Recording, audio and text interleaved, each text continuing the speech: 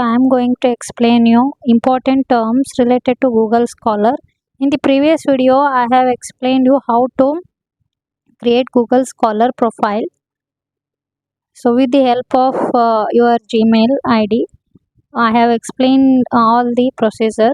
So in this video, I am going to explain you some of the important terms related to Google Scholar.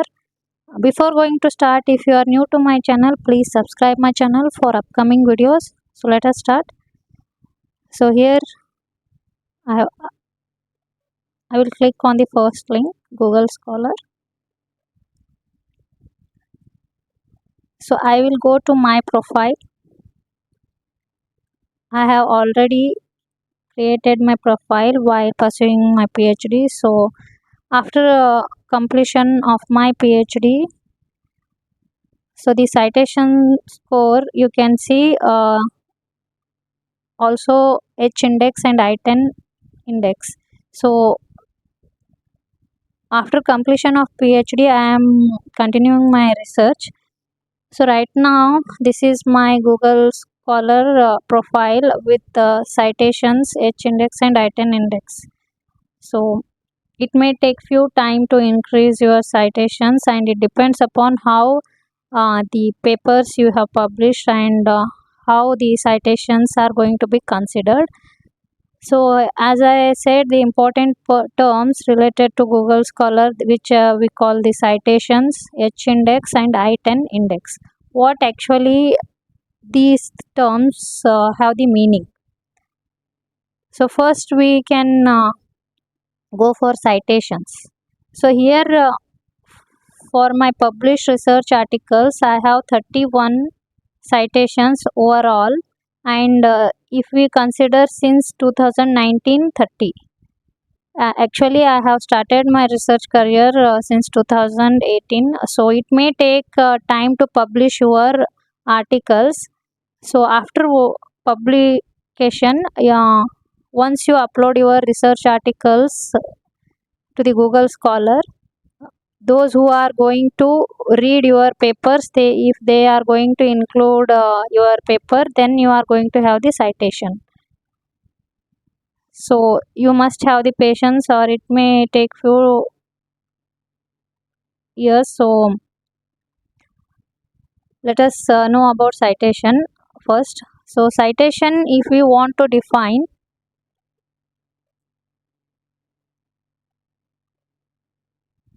is a reference to a source.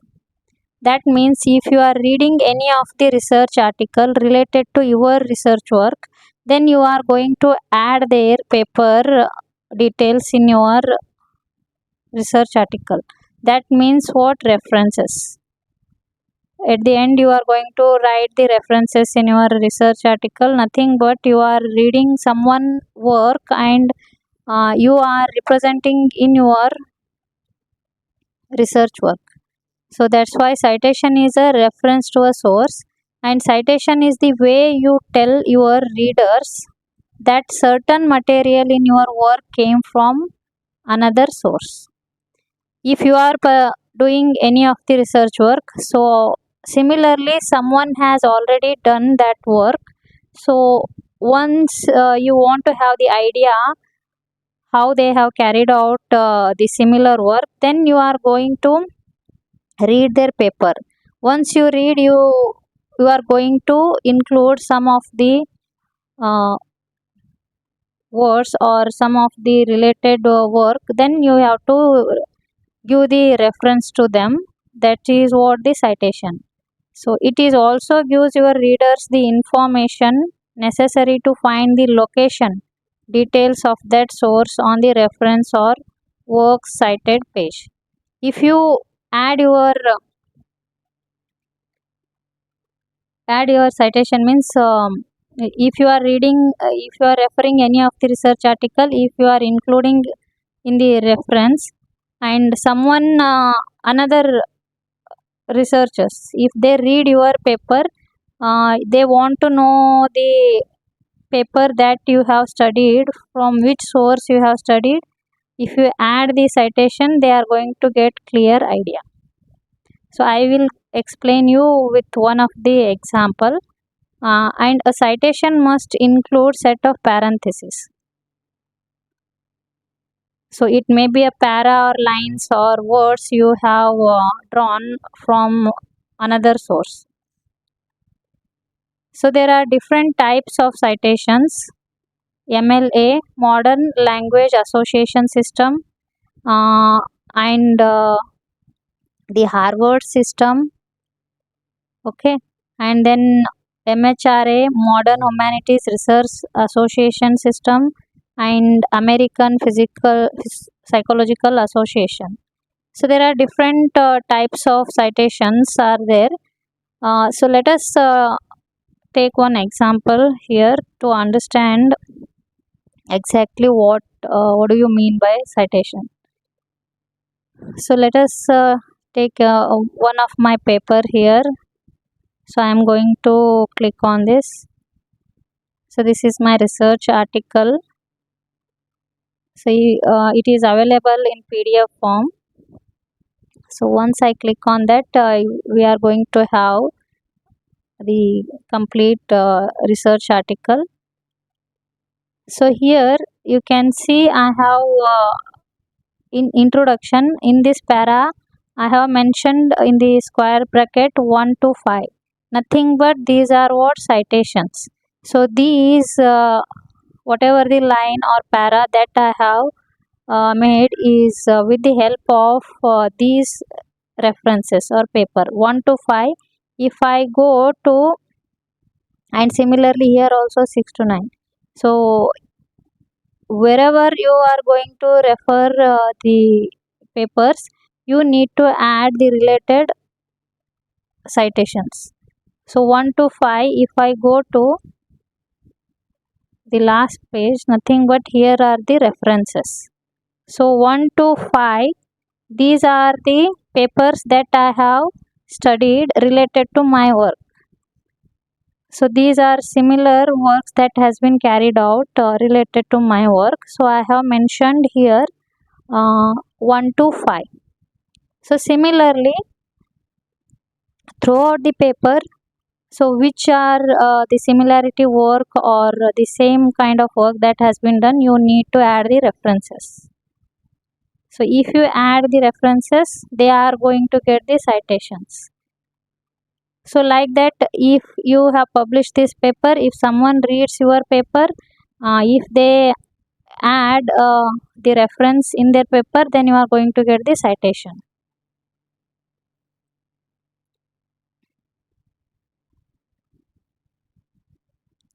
So as I said,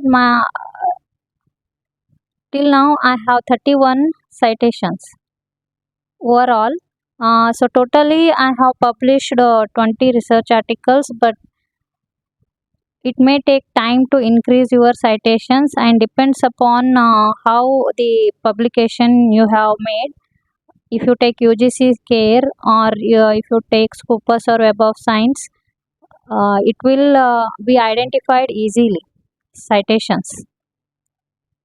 So next we move on to the H index. What exactly the H index means? So H index captures researcher output based on the total number of publications and the total number of citations to those work. It is nothing but the number of publications to the number of citations to your work. So example, if you want to take, if a researcher has 11 papers, each of which has at least 11 citations, then their H index is what? 11. So let us, and H index is the largest number such that H articles have at least H citations. It is what the largest number of the citations to the paper. So here if we see my H index is 4. So let me explain here. If you have published total number of articles, how many? Let us take, I have published 20 recently.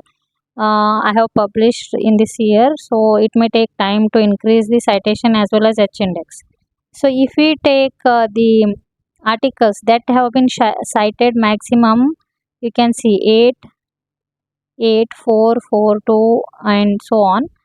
So here if we see the citations among these citations which are maximum 8, 8, 4, 4, 2, 2, and 2. So if we consider these four articles having the maximum citations, and common is what, 4. 4 articles, if we consider the citation is maximum, how much, 4. So H index is going to be 4.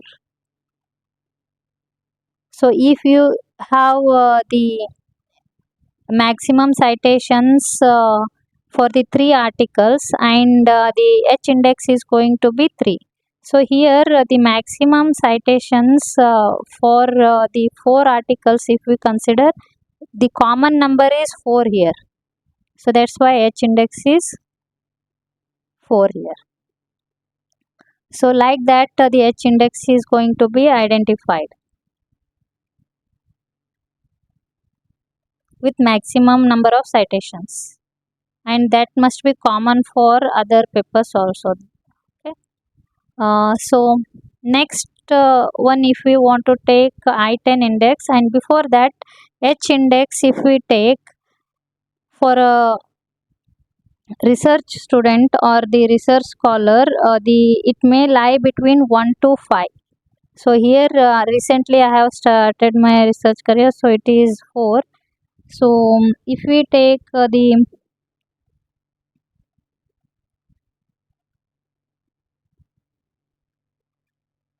if we consider the professor or the associate professor, it lies between 8 to 12.